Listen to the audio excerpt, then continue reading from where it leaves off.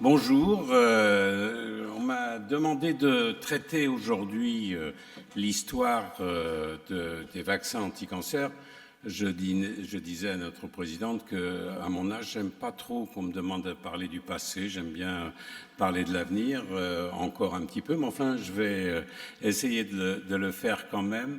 Et je vais vous livrer, plutôt que de raconter une histoire, je vais vous livrer un petit peu un tableau pointilliste, parce que beaucoup des points que je vais présenter, comme Dominique l'a dit, vont être en fait approfondis par les autres orateurs. Donc je vais essayer de vous amener au cours du temps en vous présentant ce qui sont les éléments majeurs de discussion d'aujourd'hui et tenter de vous amener jusqu'à aujourd'hui.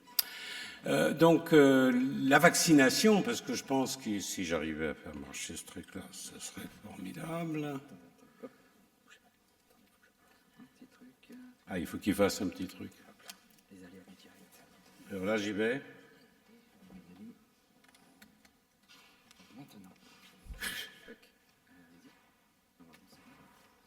J'appuie où pour penser? Voilà. Donc tout a commencé avec ce jeune homme.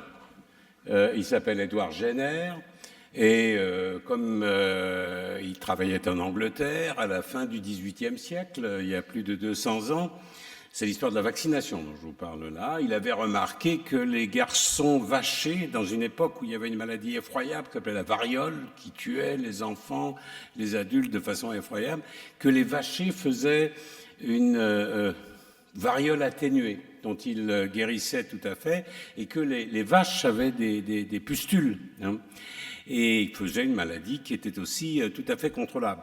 Il avait aussi été informé par les récits de l'édit de Montaigu qu'en Chine, on prenait du pus de varioleux qu'on mettait à d'autres pour essayer de les protéger avec des toxicités absolument effroyables. Et il a eu l'idée de prendre donc ce pus de la vaccine, de l'injecter à des individus, et il a protégé de la variole. Donc c'était la vaccination. Et il se trouve que c'était un virus, on ne le savait pas à l'époque, proche de celui de la variole, et il a protégé ces vachers de cette maladie grave. Alors il y a un point majeur que je veux insister tout de suite, parce que dans des moments où on discute l'efficacité de la vaccination, c'est la manœuvre médicale la plus puissante pour éradiquer des maladies. C'est la seule que je connaisse. Vous voyez que 200 ans après la première vaccination décidément, j'y arrive pas. Vous voyez ma flèche, oui. La première vaccination par Jenner, quand on arrive en 1977, 200 ans après, l'OMS déclare la variole éradiquée de la surface de la Terre. Je ne connais pas d'autres manœuvres en médecine, outils médicaux qui permettent d'éradiquer la maladie. L'autre grand homme, évidemment, vous reconnaissez sa photo, ceux qui habitent près de Pasteur voient même sa statue tous les jours place de Breteuil en passant devant, c'est Louis Pasteur. Alors, Louis Pasteur a vacciné contre la rage, bien sûr, mais surtout, il est celui qui a systématisé et compris le mécanisme de la vaccination, qui est, j'allais dire, presque passé de l'anecdote à la science. Et les élèves de Louis Pasteur et d'autres ont développé toute une série de vaccins contre, vous voyez ici, la diphtérie, la polio, la rougeole. Et c'est toujours la même histoire, même si on ne revient pas à zéro. Lorsqu'on a une façon efficace de vacciner, un vaccin efficace, la maladie infectieuse contre laquelle on vaccine soit disparaît, soit s'effondre au niveau mondial. Donc c'est d'une puissance, lorsque vous entendez discuter que le vaccin c'est dangereux et qu'on est en train de nous transformer en robots, c'est d'une puissance médicale absolument fabuleuse. Alors, ceci ouvre la voie au traitement et à la vaccination de toute une série de cancers, parce que jusqu'à présent, je ne vous ai parlé que de vaccinations anti-infectieuses et de cancers qui sont liés à des infections. Alors, c'est la seule diapositive que je vous montrerai parce qu'Odile va développer ce point largement, mais il y a beaucoup de cancers qui sont liés à des infections, le virus d'Epstein-Barr, ceux dans lesquels la vaccination a vraiment montré de l'efficacité, je pense qu'Odile va en parler longuement, ce sont les cancers du foie liés au virus HBV, et il n'y a pas de vaccin HCV, mais HBV, ce sont les cancers du col de l'utérus que je ne vois pas d'ici, mais qui doivent être quelque part, ou laquelle, et des cancers ORL dans lesquels il y a un autre type de virus, un papillomavirus, dans lesquels il y a aussi des vaccinations. Donc là, nous sommes dans le cadre classique d'une vaccination anti-infectieuse, préventive d'un cancer, mais c'est préventif d'un cancer parce que l'agent infectieux vis-à-vis duquel on vaccine est l'agent qui est responsable ou très fortement lié par des mécanismes directs ou indirects au développement de ce cancer. Mais quand on parle de vaccination anticancéreuse, on parle en fait d'une situation qui est beaucoup plus difficile à aborder, qui est celle que le cancer est déjà présent. Et on veut parler maintenant de vaccination thérapeutique vis-à-vis de cancer. Et là encore, si on veut faire de l'histoire, on peut faire remonter, et c'est toujours l'observation de gens qui ont un œil vif et affûté, l'histoire de la vaccination et de l'immunothérapie contre les cancers. Un chirurgien américain à New York qui s'appelait William Coley. Et William Coley avait remarqué en 1891, vous voyez, il y a plus de 100 ans, que chez certains de ces patients qui étaient atteints d'un sarcome, un cancer des os, et qui en même temps faisaient une infection aiguë, un érysipèle, eh bien, il y avait des régressions tumorales, alors que c'est un cancer extrêmement agressif. Et il a eu l'idée, il a publié en 1893, injecter des extraits bactériens à des patients qui étaient atteints de sarcome, et il a montré chez 10 patients qu'il y avait de la toxicité, mais qu'il y avait des régressions tumorales. Et on fait naître l'immunothérapie moderne à cette découverte de William Coley, qui a eu toute une série de successeurs par la suite extrêmement prestigieux. Il y a un institut à New York qui poursuit. C'est d'ailleurs le directeur de cet institut, Jim Allison, qui a eu le prix Nobel il y a 3 ans maintenant pour la découverte d'une des approches modernes d'immunothérapie. Ça a donné immédiatement lancé toute une série d'approches en utilisant des extraits bactériens. Vous voyez qu'on n'est pas encore... On est dans de la vaccination, on utilise des vaccins. Est-ce qu'ils sont vraiment anti-cancer? Mais tout de même. Et les gens de ma génération, j'en vois un assis là-bas, ont dû, comme moi, vendre ce timbre antituberculeux, qui est donc une vaccination qui n'a pas été faite du tout contre le cancer, mais qui a été découverte par 2 élèves de Pasteur, Camille Guérin et Albert Camet, qui ont fait un vaccin contre un bacille atténué, enfin un bacille bovin, peu importe, de la tuberculose, sur le principe donc des bactéries atténuées, qui n'est pas un extraordinaire vaccin antituberculeux d'ailleurs. Hein. Mais il se trouve que beaucoup d'essais ont été faits dans des cancers, en particulier un médecin français qui n'est plus là maintenant, mais que Bruno et moi avons bien connu, qui s'appelle Georges Maté, a beaucoup utilisé des vaccins de ce type, là encore avec quelques réussites et de la toxicité et quand même beaucoup d'échecs. Néanmoins, le BCG reste utilisé aujourd'hui dans le traitement d'un cancer qui est le cancer superficiel récidivant de la vessie. C'est-à-dire que lorsque le cancer est profond, on ne peut plus l'utiliser, mais lorsqu'il est superficiel, le chirurgien en fait une résection, injecte du BCG qui crée une réaction inflammatoire et immunitaire locale, et c'est probablement aujourd'hui encore le moyen le plus économique et un des moyens les plus efficaces d'éviter la récidive de ce type de cancer. Néanmoins, tout ça, ce sont des vaccins qui ont été faits pour autre chose, mais qui ne sont pas directement anticancéreux. Et on a beau essayer comment faire un vaccin anticancéreux. Comme toujours, ça provient d'une analyse qui provient de la recherche fondamentale, et l'avancée a été faite grâce à la découverte de ce monsieur, Ralph Steinman, qui a eu le prix Nobel de médecine 2011. Si j'ai une seconde, je vous raconte cette anecdote absolument triste. Il s'est d'ailleurs injecté son propre vaccin, et ce monsieur... c'était un moment les plus tristes de ma vie. Il nous avait fait venir une dizaine de spécialistes de l'immunothérapie dans le monde en janvier 2011. Et il avait dit, écoutez, j'ai un cancer très avancé, qu'est-ce que vous avez comme idée? Je suis prêt à essayer, il était au Rockefeller Institute à New York, je suis prêt à essayer n'importe quoi. Enfin bref, il a essayé de se vacciner avec ses propres cellules et on ne sait pas, le prix Nobel est toujours attribué à un vivant, mais il est attribué le vendredi et annoncé le lundi. Et Ralph Steinman est mort dans le week-end. Et on lui a quand même donné le prix Nobel le lundi matin, et c'est la seule fois dans l'histoire des prix Nobel qu'on a donné le prix Nobel à quelqu'un qui n'était plus vivant, qui était vivant au moment où il a été décerné, mais plus au moment où il a été attribué.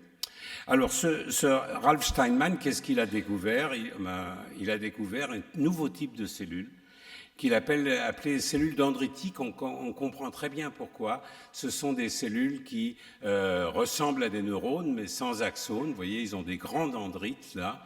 Et ces cellules, dans le système immunitaire, sont absolument indispensables, puisque ce sont les cellules qui présentent les antigènes dont on va vous parler tout à l'heure, qui les captent. Vous voyez, ils ont d'abord une forme un peu ronde au début, et puis lorsqu'ils sont activés avec des signaux inflammatoires présents au site des cancers, ils sont capables d'internaliser les antigènes et de les présenter aux cellules dendritiques. Donc on a maintenant la cellule qui est la cellule pivot pour pouvoir faire une vaccination efficace. Donc quel est l'objectif de la vaccination qui est né à partir de ces études? C'est d'apporter ce qu'il faut comme information, c'est-à-dire dans le cas particulier un antigène vis-à-vis desquels on veut vacciner le système immunitaire, au sein d'une cellule dendritique. Alors on peut le faire, alors je ne le vois pas moi, à l'aide d'ADN, de virus, décidément je suis très mauvais à gérer ce truc-là, d'ARN, des cellules entières. L'essentiel, c'est que on amène l'information que l'on souhaite dans la cellule dendritique, que vous voyez ici en jaune, qui présente ça à des lymphocytes T qui, je vous montrais, tuent les cellules tumorales directement, ou à des lymphocytes B qui vont produire des anticorps contre les cellules tumorales. Donc voilà un exemple de lymphocyte T tueur. Ça, c'est le petit tueur qui est ici, qui s'est collé sur les cellules tumorales et qui va lui délivrer ce qu'on appelle le baiser de la mort, et la cellule tumorale va mourir. Et c'est donc ça que l'on veut obtenir par la vaccination, puisque le cancer lui-même n'est pas suffisant pour induire une réaction immunitaire suffisamment forte pour obtenir ça. Alors pourquoi... Merde, oulala, ça y est, j'ai fait une grosse bêtise. Au secours, est-ce qu'il y a ici quelqu'un qui a fait une des grandes écoles d'ingénieurs ou quel rêve voilà. Et donc, alors, il y a une série d'antigènes. Olivier va vous en parler, moi je ne vous en parlerai pas. On a de quoi faire. On a des antigènes qu'on appelle de différenciation qui sont présents sur les cellules tumorales mais aussi normales. On a des antigènes qu'on appelle cancer testis qui sont présents pendant la vie embryonnaire, où les cellules comme les spermatozoïdes qui disparaissent sur les cellules normales, des antigènes mutés qui sont les vrais antigènes propres au cancer, des antigènes surexprimés. Il y en a des tonnes. Et d'ailleurs, à partir du moment où il y a eu ces tonnes, de nombreux essais ont été faits avec des antigènes définis, plus des substances adjuvantes pour avoir ce fameux effet adjuvant, irritant, activant le système immunitaire. Je ne vais pas vous les lister tous. Globalement, ça a été des échecs. Globalement, ça ne marche pas. Et comme toujours, il faut revenir à la base, et le premier, ça sort très mal, mais le premier essai vaccinal qui a été approuvé par les agences américaines et européennes. C'est un essai vaccinal qui est revenu sur la base. Puisque les cellules dendritiques sont les cellules qui présentent les antigènes, et c'était avant les CAR-T, l'idée a été de dire, faisons-les au laboratoire. Donc on va prendre du sang périphérique, on va les activer avec le bon cocktail pour en faire des cellules dendritiques, on va prendre, c'était dans les cancers de la prostate, on va prendre un antigène prostatique, on va le faire manger par ces cellules dendritiques, et puis on va réinjecter ça aux patients. Et donc, voilà, et on a donc l'espoir que ça va transformer un lymphocyte T inactif en un lymphocyte T actif qui, comme je vous l'ai montré, va tuer la cellule dendritique, va tuer les cellules tumorales. Alors, voilà le résultat sur lequel le produit a été enregistré. C'est une boîte qui s'appelle Provange qui a fait ça. Les patients traités avaient 33% d'entre eux étaient vivants à 3 ans, bon, c'était cancer réfractaire, contre 15% dans les non traités par le vaccin. Donc on a doublé le nombre de patients, ce qui est évidemment très important, mais ce n'est pas non plus la révolution qu'on a vue par la suite avec les inhibiteurs de point de contrôle et des choses comme ça. Néanmoins, ce vaccin a été approuvé, peu utilisé, parce qu'à l'époque, maintenant avec les CAR-T, ça a changé, mais à l'époque, prendre du sang, le modifier au laboratoire, l'activer, il fallait des centres spécialisés, c'est cher, c'est lourd, avoir le bon antigène, c'est quelque chose qui n'a pas permis le développement réellement de cette vaccination. Alors, ce qui a changé peut-être la donne, je vais vous passer rapidement, c'est la découverte de l'ARN messager qui va être discutée évidemment longuement.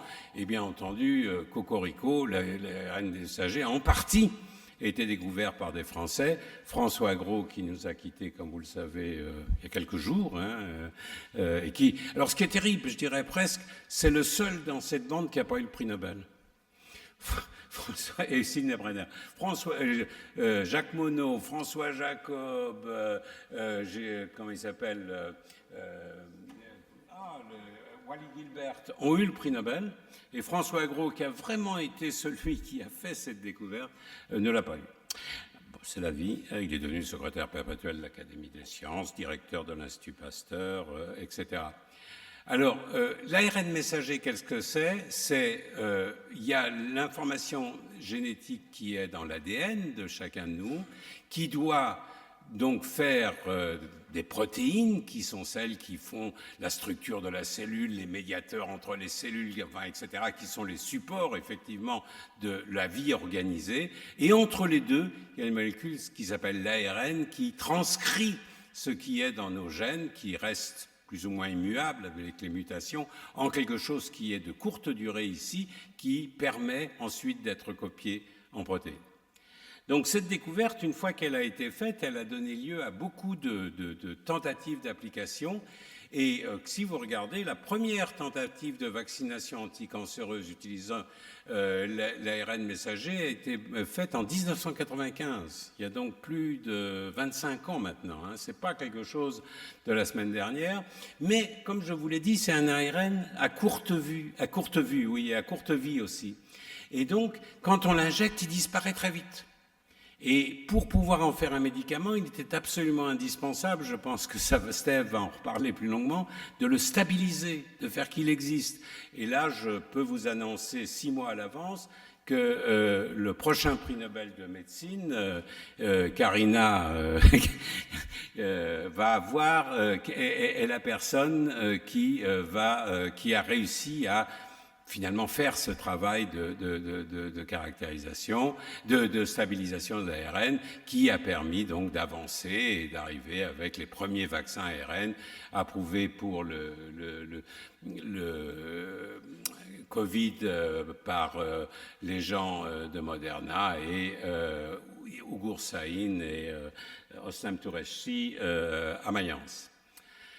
Donc, juste une diapositive, je vous montre, parce que vous avez tous vu les diapositives des effets vaccinaux de l'ARN messager contre le Covid. Je vais vous montrer ce papier de 2017, qui a donc maintenant 5 ans, d'Ugur Sahin, c'est les mêmes, Türeci et Sahin, qui ont vacciner des patients qui ont un mélanome, où ils ont pour chaque patient sorti l'ARN messager, regarder les mutations, ce qui avait de particulier chez ce patient-là, et vacciner avec l'ARN messager son propre patient. Alors voilà les résultats, c'est les seuls que je vais vous montrer.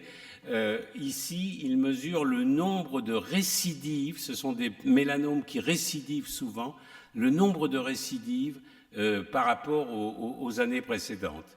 Ben, vous voyez, chez les patients non vaccinés, dans les 2 ans qui suivent, 30% d'entre eux ont récidivé. Les patients vaccinés, 3-4% seulement ont récidivé. Et ces courbes, habituellement, je montre à côté la courbe du Covid, c'est exactement les mêmes. Même approche, même type de vaccin, même efficacité, peut-être même problème de durabilité que nous rencontrerons, ce qui pour un cancer est quand même un problème. Mais aujourd'hui, sur 3 ans, c'est extrêmement impressionnant. Et regardez la courbe de survie, on est à plus de 80% 3 ans après, sans progression chez ces patients. Dernier point, pourquoi la vaccination, ça ne marche pas toujours ? Ben, ça ne marche pas toujours parce qu'évidemment, je vous ai montré qu'il y avait un arc effecteur de la réaction immunitaire avec ses anticorps, ses cellules dendritiques, ses lymphocytes T qui fonctionnent très bien, mais il y a aussi tout un arc que le cancer a induit qui supprime ces réactions immunitaires. Le cancer, il se défend. Ça fait 10 ans qu'il est là déjà dans l'organisme souvent. Donc il se défend et en se défendant, il a mis au point toute une série de mécanismes qui vont jouer contre ce mécanisme-là. D'où l'idée qu'il faut évidemment contrebalancer ces mécanismes négatifs, et c'est ce qui a valu le prix Nobel à Jim Allison et Tasuku Honjo, qui ont vraiment ciblé 2 molécules, CTLA4 pour lui, PD1 pour l'autre, qui sont des verrous du système immunitaire, et qu'on déverrouille le système immunitaire en bloquant l'interaction de ces molécules.